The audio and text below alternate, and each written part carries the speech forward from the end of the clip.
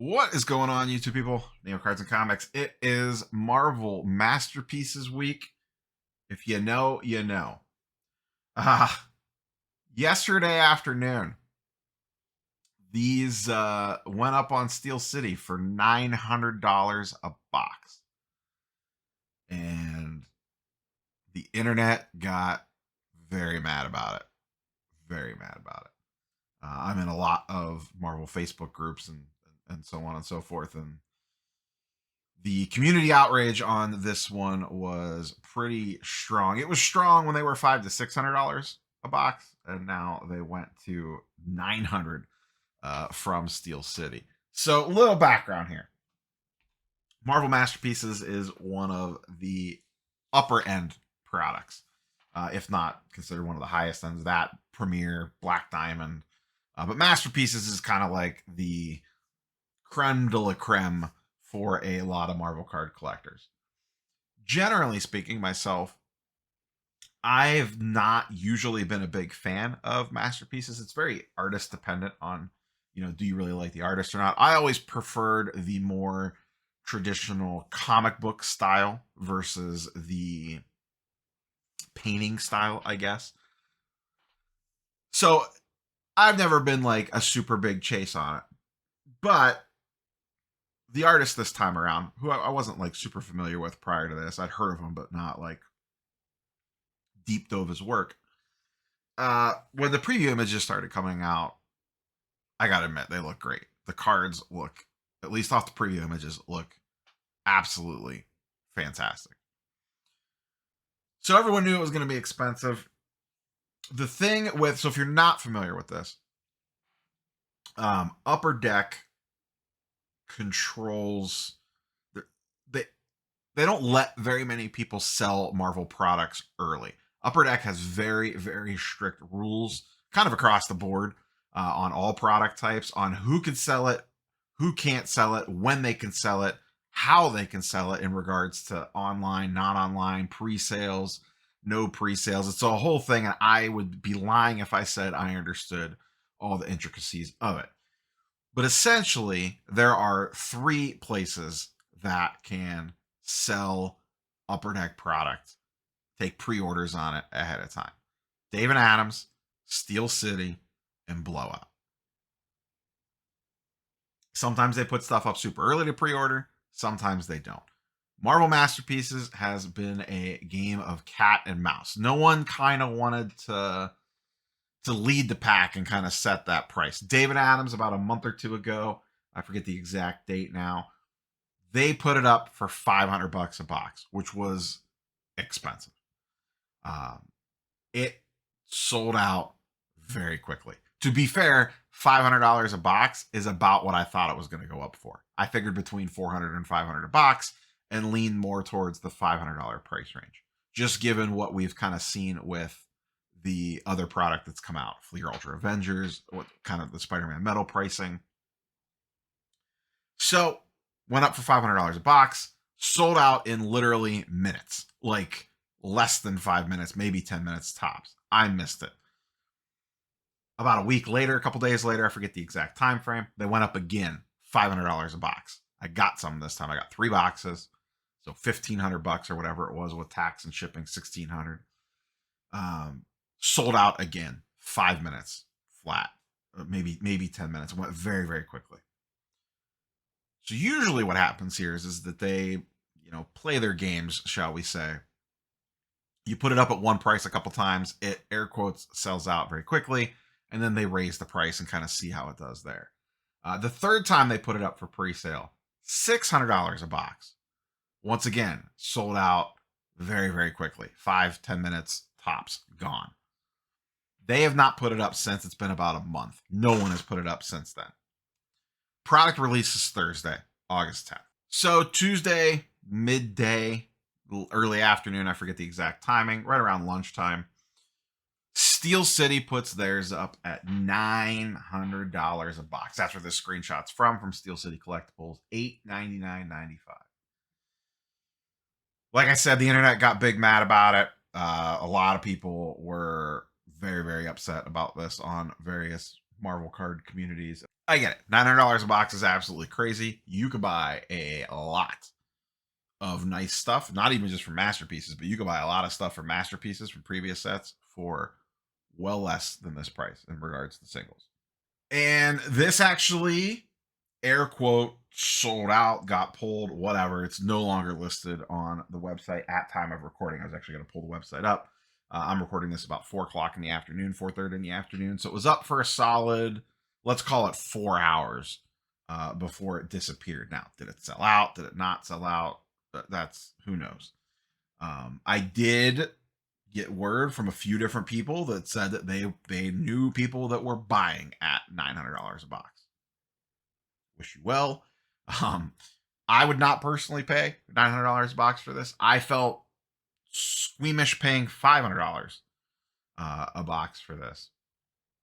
And if they do, in fact, the secondary market's going to do what it's going to do in a couple days, and we will see what that pricing looks like on the open market. Will it be 900? Will it be 500? Will it be somewhere lower, higher, in between? Who knows? But at $900 to $1,000 a box, whatever these things are going to get to, even 800, 900, 700, who knows? You start looking at those things to rip it, and you're like, man, you know, you're always going to, ripping is always going to be a lost leader, but, you know, every once in a while you'll hit something that'll kind of make up for it. And then, you know, you get part of your value back and you feel okay about it. I saw a lot of people comment, I'm done. This, you know, I can't collect anymore.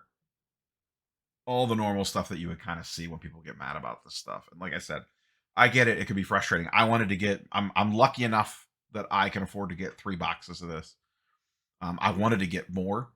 I'm still actively looking for more, but not at that price point. If I could find them for around the $500 box price point or less, I would potentially snag some more. But a couple different things I kind of want to hit on here. I can't collect anymore. Part of this is not every product's designed for every person, and that sucks. Like, I get it, but like there's plenty of things in this world that I would like to participate in that I can't. It's just not for me for whatever reason. And I think the problem is that in the past people could because of the price points that they were at, and then, you know, the market got pumped, inflation happened, you know, all the stuff that has happened over the last few years has happened, and Marvel cards were not unaffected by that. And I can get it $900 a box feeling priced out of it, but you have to let it ruin your collecting.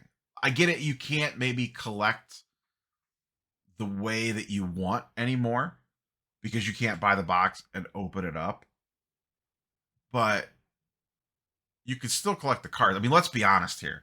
If you really want to collect this set, don't touch wax, save the money, wait for it to hit ePack, and then just buy the singles that you want. And you can probably put a whole set together and multiple sets together and insert sets for way less than what one box at $900 is probably going to cost. I could be wrong on that. At least a base level set, the tier ones or whatever, you'll probably be able to get a set of that for way less. Probably a lot of other stuff for way less than $900. So just chase the stuff that you want. When these companies, whether it's, and this isn't necessarily, I mean, air quotes, Upper Deck doesn't control the price. They don't, but they restrict who could sell it and how early they could sell it. Secondary market's going to do what it's going to do. When you limit supply like that early on, it artificially inflates demand.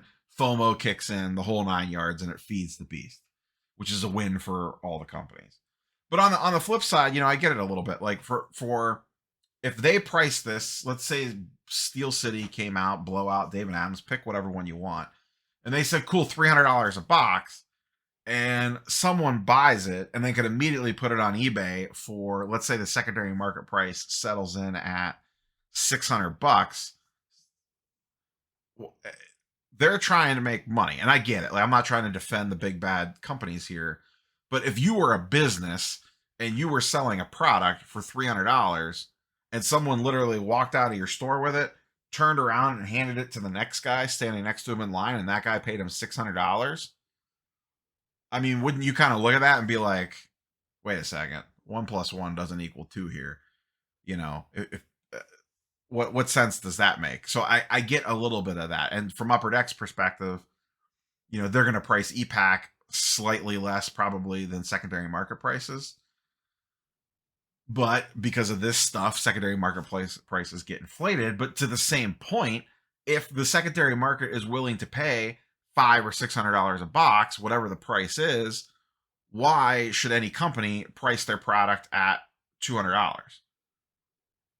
That's where it gets tricky. Like I see both sides of the argument here.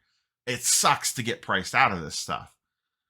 And it sucks that the way things get twisted to, whether, like I said, FOMO, scarcity, artificial demand, throw whatever you want into that mixing pot, stir it up, and how we get to these crazy prices on some of this stuff that people can't afford it anymore and feel like they kind of got left behind in the weeds. But like I said, from Upper Deck's perspective, or any company's perspective, insert whoever you want here, if you're selling a product at 200, 300, and literally within 30 seconds to a minute, someone could put it on eBay and sell it for double or triple, that's not an effective way to run your business. Clearly, your stuff is priced too low. You have to increase the prices on it. And if the price isn't right, then, at $900 a box, if that is not what people are willing to pay, and like I said, once again, it's a little tricky right now because inventory is limited. We'll have a much better idea of this in a couple days. If the secondary market price settles in at around 700 and that's what people are willing to pay, you might not like it. You might think it's stupid. You might think the people that buy it are idiotic. But clearly, there is enough demand there to support that price. Because I'll tell you right now, if there is not, the price will come down. That's the way that this stuff works. These companies do want to move inventory. So if it is not priced correctly and boxes are not moving, they will lower the price on it. Look at what happened with Spider-Man Metal. Spider-Man Metal got pumped hard. It was a very popular product. It was a very fun rip. I enjoyed myself with it. It came out when the market was still in kind of a weird spot. Boxes of that shot up to, I think, almost $600 a box at one point in time. $500, $550. I know I was walking around the National. You could have bought them for $350 cash.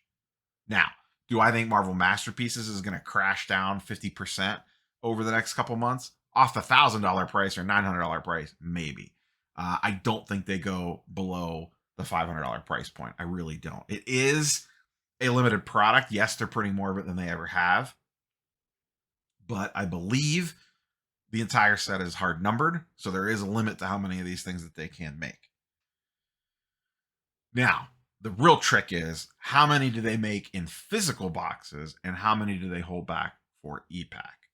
That is another little interesting equation here because ePack, Upper Deck selling direct to the consumer, and physical, it's going out into the marketplace. So if they constrain supply on the physical side to hold more back for ePack, it artificially inflates the price because supply is limited, which then inflates the price of the boxes. And then Upper Deck will price their stuff around market price and see what happens. Like I said, if it doesn't sell, then they'll just reduce the price on it. If it just sits, then they'll fire sale it or mark it down or start weeding it down and moving inventory out that way. So it sucks if you're caught here and this was a product that you were super excited for and all of a sudden you're feeling priced out of it. But there are other ways to participate with this that don't involve ripping boxes. That might not be your preferred way, which sucks, but there are still ways that you can potentially enjoy collecting this set. Because I can tell you right now, you will be able to get singles of this much cheaper if you are just willing to be patient and don't get caught up in the FOMO. Don't make stupid choices financially over the next couple weeks as you see everybody opening these boxes and getting excited about it and driving up the FOMO beast, myself included. I have, like I said, I ordered boxes from David Adams. They hopefully should be here later this week. I should get shipping notification on them tomorrow. I'm actively looking for more. I am going to open a box on the channel. I am probably going to be excited about opening that box on the channel. I may open a box live with Justin and crew at some point in time, or who knows what, or they'll be opening boxes. You're going to see a ton of content around this if you follow a lot of Marvel card creators. They're all going to be opening boxes. You are going to get caught up into FOMO, or at least some people will. If this is out of your budget, do not fall into the FOMO. Don't do it. Stay patient. Make a list of the cards that you want. See what it's priced at on ePack. If it's still too expensive, sit back, relax, make your list, wait for that stuff to start hitting ComC. Maybe even wait a little bit longer unless it's something super rare, and then start picking up the singles that you want. Your dollar, your money that you had allocated for this product will go a lot farther doing it that way. Now, does that take some of the experience away? It could. I get, trust me, I get it. Ripping wax, ripping boxes, the chase, the whole thing, experiencing that with friends, it's fantastic.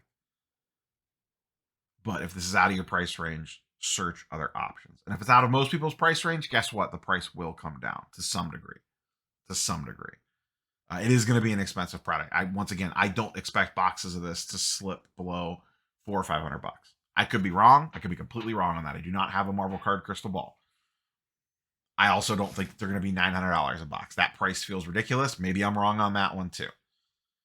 But if you want to participate, just wait out the FOMO. That's my biggest piece of advice here. And like I said, myself included, I will be making content around this set. I don't want to feed into that FOMO beast and get you excited and make a decision that you shouldn't. Now, if you can afford it, hey, you do you. I'm not here to tell you how to spend your money, but I also know what it could be like to get kind of caught up in the zeitgeist of this stuff, make a couple purchases, and then you look around going, wait, what did I just do? So be careful out there. The pricing of this, I get it. It sucks. We'll see what happens. We'll see how things shake out on this with pricing. More videos on masterpieces coming later this week. Hopefully, assuming my boxes get here safe and sound, we'll be opening one, and then we'll kind of peek in at secondary market prices on this one. My girl Gwen is in this / Ghost Spider, so I haven't seen the artwork on it yet. I am sure I've heard that it is really, really good, and that is probably going to be very painful for my wallet. That's all I got for you, boys and girls. Stay safe out there. We'll catch you on the next one. Peace.